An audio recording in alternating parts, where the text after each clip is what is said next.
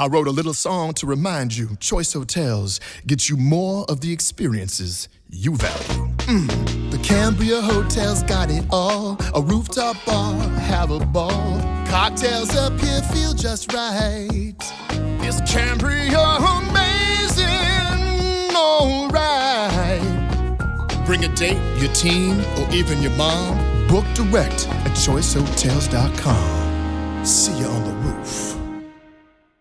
Adobe Firefly is the all-in-one creative studio with AI-powered image and video editing for today's creative process.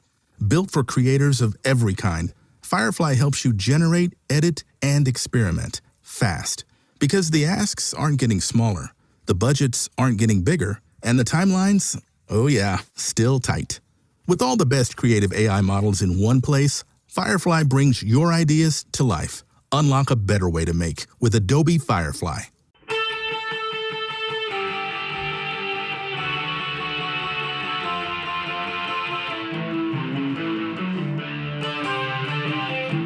This is the Daily Blast from the New Republic, produced and presented by the DSR Network.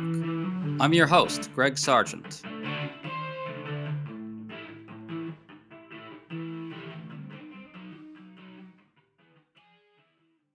Donald Trump privately raged at Republican senators during a lunch on Wednesday. He declared he won't sign a bill reducing housing costs for the American people until Republicans end the filibuster and pass a vile piece of voter suppression legislation first. This shocked Trump's own advisors and angered Republicans who see it as undermining their hopes in the midterms. What's striking about all this is that ordinarily a president would let members of his own party get distance from him in order to survive the elections. But he can't do that. And he's likely going to be the one who gets screwed by this. We're talking about all of it with Salon's Amanda Marcotte, who has a good piece digging deep into Trump's narcissism as the through line to all his current foibles. Amanda, good to have you back on as always. Thanks for having me. So Trump was expected to sign this housing bill bringing down costs, and instead he tweeted the following, quote, "Today's housing news conference and signing is hereby canceled until such time as we pass the desperately needed Save America Act, which I consider to be a national emergency. Thank you for your attention to this matter." Amanda, the SAVE Act would probably disenfranchise millions and millions of people. The real national emergency here is that Trump's deep unpopularity will cost his party one or both chambers of Congress. This isn't subtle, is it? No, not even slightly. I'm beginning to think he actually genuinely believes that the SAVE Act is what's going to save the Republican Party in the midterm elections. And I don't see that that's necessarily true because it's got these voter ID restrictions that are so severe that it seems to me that the only way that you may even be able to successfully vote is if you have a passport, which I feel benefits college educated urban voters the most of all, who tend to be Democrats. Right. I mean, Republicans don't want this thing to pass for a reason, and it's not because they altruistically really want people to vote. We know for a fact that Republicans in the past have been, they're all over the map when it comes to Trump's fantasies about stealing elections. And he really, I think he doesn't just want to steal elections because he thinks it's the only way he's going to win. I think he just really likes the idea of stealing elections. I think Donald Trump would rather cheat to win than just win outright. It gets him off somehow. And so he's gotten really fixated on the Save America Act, and he just cannot understand that it is not at all the slam dunk for Republicans that he thinks it is. I agree. I think that Donald Trump sees cheating as another form of winning, as another form of getting over. But let's put off that for a second. Again and again, we've learned that Republicans simply did not have the votes to end the filibuster and pass this voter suppression bill. And yet, I want to highlight something from Punchbowl News reporter Andrew Desiderio. He reports that in this private meeting, Trump was in a sour mood throughout, and he again demanded that Republicans pass the so-called SAVE Act. And get this, according to this reporter, nobody pushed back. Amanda, just to reiterate, it's typical for presidents who are this unpopular to let members of his party get some distance from him, but Trump won't allow that because it would constitute an admission that he's unpopular, and that can't be allowed. And on top of that, these Republicans won't challenge him on this. What do you make of that? It's so ironic, isn't it? Right? He can't admit he's unpopular, but he's still pushing legislation that's premised on the idea that he's so unpopular that he can't win an election without it. But yes, I mean, I think it's sad at this point in time that Republicans are afraid of at least being singled out as being anti-Trump. They voted in the Senate to stop his powers to continue to fight the war in Iran, even though I think that's kind of toothless at this point. But they do resist him sometimes, but always with this sort of eyeball towards never catching his evil eye, never being seen by him or, the average Fox News viewer as resisting Donald Trump, because he still has this intense hold over the party, even as he's losing all of his power everywhere else in the American public. It's a really interesting dichotomy. And to go to your point, literally minutes before he tweeted this announcement that he won't sign the bill until Republicans suppress millions of votes, he tweeted this, quote, "My real poll numbers are the highest they have ever been. Thank you." So, like, 1 minute his poll numbers are showing that he's astronomically popular, and then the next minute he's saying, "God damn it, please prevent lots and lots of people from voting, otherwise we're going to get killed." There you have it right there, right? Like, that's all of it right there. One of the wildest things about watching Donald Trump in the second term is seeing how much worse his narcissism has gotten.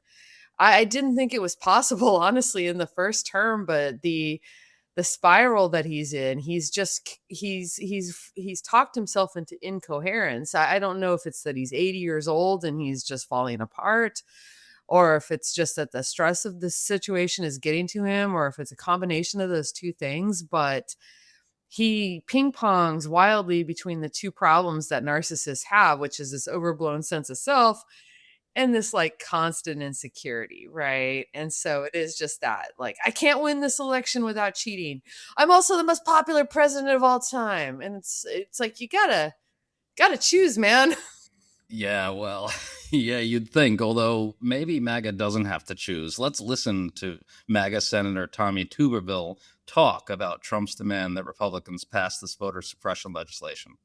If we don't do something with the filibuster and we don't get things passed, it'll be the last time we'll have a Republican president or a Republican Senate or a House. That's how fast this country is going down to communism, and we need to stop it. We can stop it. It's balls in our court. President Trump said that, balls in your court. I mean, there you have it, Amanda. Things are so bad that Republicans will never win an election again if they can't figure out how to prevent millions and millions of Americans from voting. Could that be clearer? This was a wild interview for a couple of reasons. One, like, the word communist is just like a blunt dog whistle to mean, not white conservatives, right?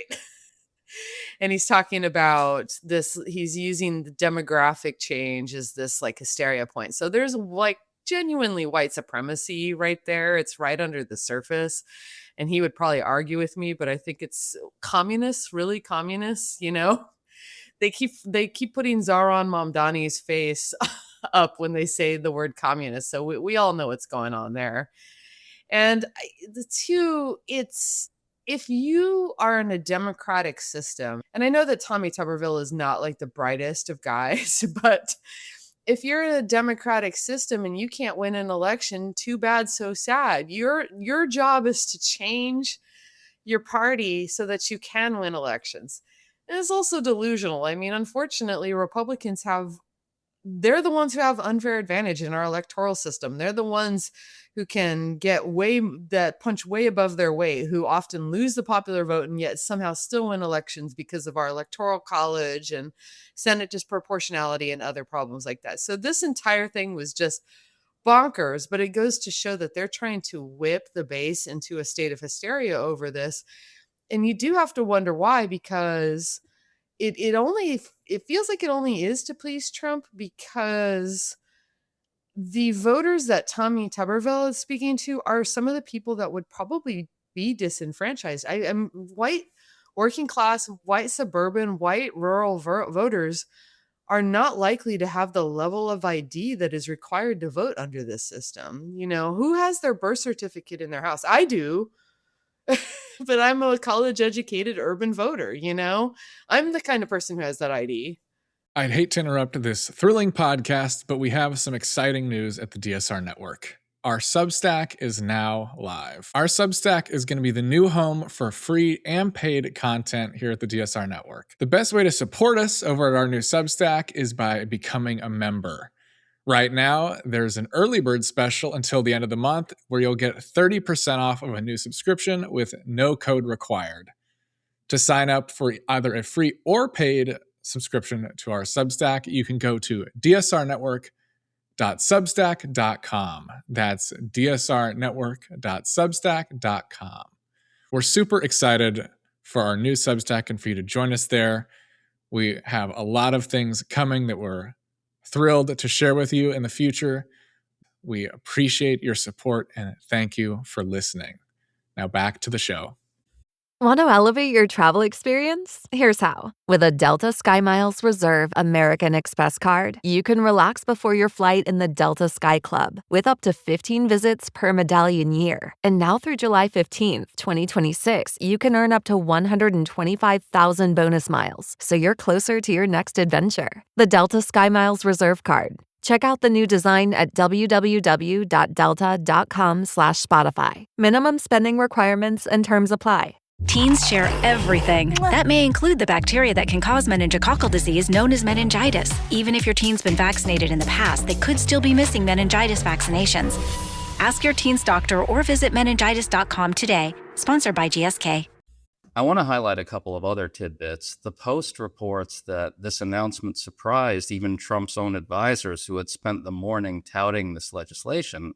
And the Times reports that Republicans were shocked by this announcement, and even that they regard it as an effort to undermine their chances in the midterms. Senate Majority Leader John Thune appeared almost dazed, the Times says. I just want to reiterate, Republicans know that this is absolutely terrible for them, yet they still can't say it that way. They have to dance around the fact that this absolute madman is fucking them in every possible way he can.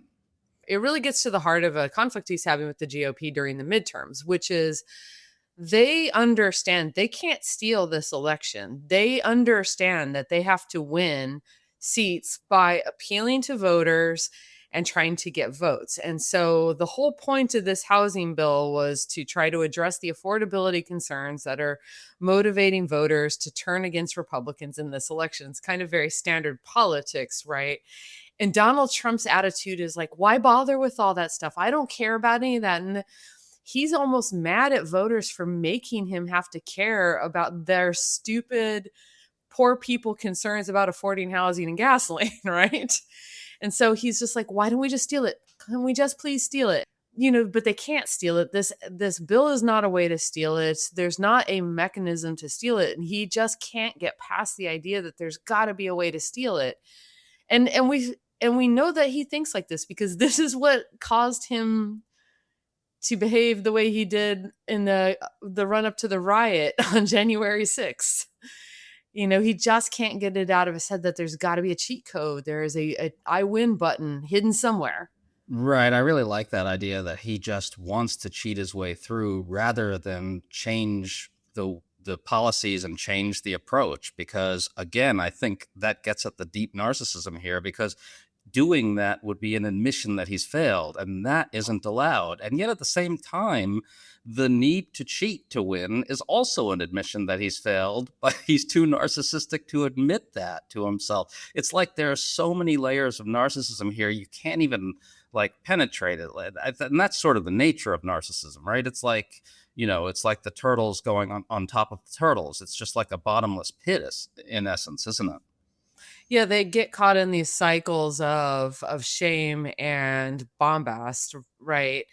And unfortunately for Republicans, he's caught them all up in it. But I think that it couldn't have happened to a more deserving group of people. They all actually, here's the thing. If they held hands and jumped together, they'd be fine. And in fact, in a sense, they're going to have to do that on the Save America Act. It'd be wild if they try to pass it just to placate him. But you can't.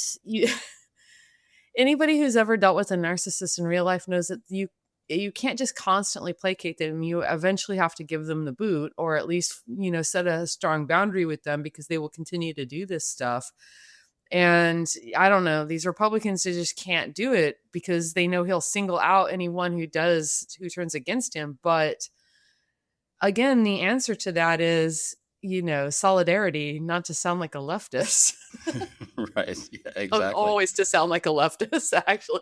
Absolutely. Well, I just want to highlight how this is backfiring for Trump in every conceivable way. It shows the voters that Trump doesn't care about people's economic struggles, and that will drive down his approval, which is the coin of the realm in midterms.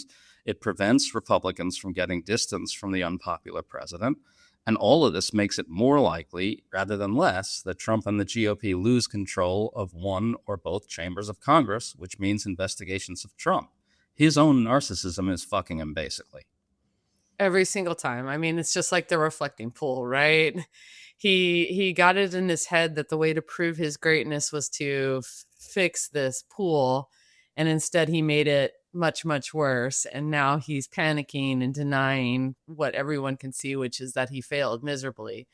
And we're getting a preview from that, what's going to happen after they lose the midterms, I suspect. Yes, that's going to be really interesting. So, Amanda, how do you see this playing out? I mean, I really hate to dismiss the possibility that they could pass the SAVE Act. Do you think it's possible? And if not, how do you see it unfolding? I agree. I don't want to dismiss the possibility, because the lengths that the GOP will go to placate Trump and his ridiculous ideas have been fairly bottomless, right? That said, they usually tend to be more passive than active when they disagree with him. There's a reason that he just goes around Congress to do things like start the Iran war, right? Which is, he does still, I think, on some level understand that they might actually get in the way if they're required to take action to do what he says. Like they'll passively go along with it. But I imagine whipping the votes on this is going to be really hard when you're talking to congressional members who are like, look, dude, none of my voters have the level of ID that you expect.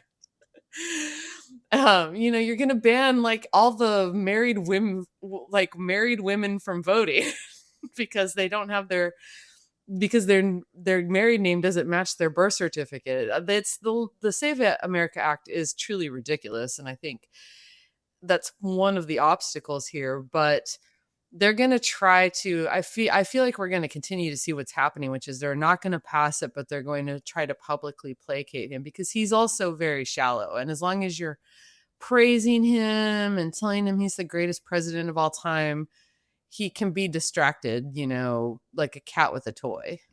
Yes, and that's the ultimate irony, is that if Trump gets his way, it backfires even more dramatically for him and the GOP than if he doesn't. Yeah, but I mean, we should genuinely oppose this, because we really don't want a system where only like a small percentage of people can vote, because they are the kind of people who have all their paperwork in big files in their cabinet. No, 100%. Well, we really got to hope it doesn't pass, and it does look like it won't pass. What do you think's going to happen? How are you feeling about the midterms these days?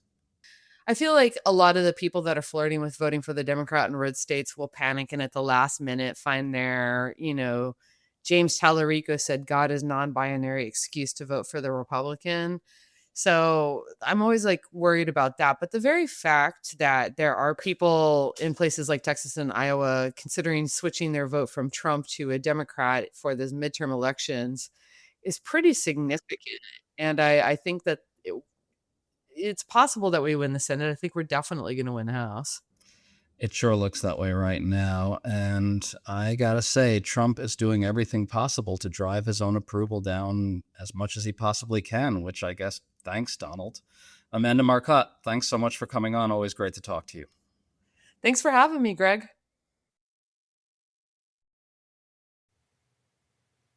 Hey there, I'm Travis Hoyam, one of the hosts of Motley Fool Hidden Gems Investing. Each weekday on Motley Fool Hidden Gems Investing, we talk through the business news you need to know and the stories moving stocks on Wall Street. On weekends, we game plan personal finance strategies and dive into the industries shaping tomorrow and host the experts, authors, and executives that understand them. Tune in for insights and a long-term perspective on investing and, of course, stock ideas, plenty of them. To quote a listener, it pays to listen. Check us out and subscribe wherever you listen to podcasts.